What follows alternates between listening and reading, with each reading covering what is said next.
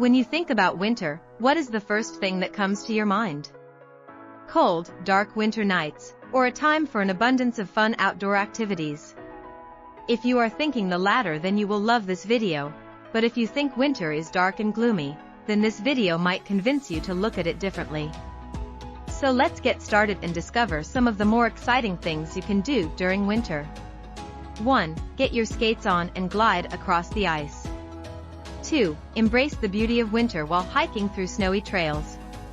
3. Stay cozy indoors with fun activities like cooking and baking. 4. Unwind with a good book or listen to an audiobook by the fireplace. 5. Gather your friends and family for a delightful dinner party. 6. Plan a movie night and enjoy a cozy evening with your loved ones. 7. Organize a game night and have a blast with board games and laughter. 8. Have a snowball fight or build an igloo. Yes, being winter means you will need warmer clothes to go outside. But the best thing about winter is that there are plenty of activities that involve groups of people.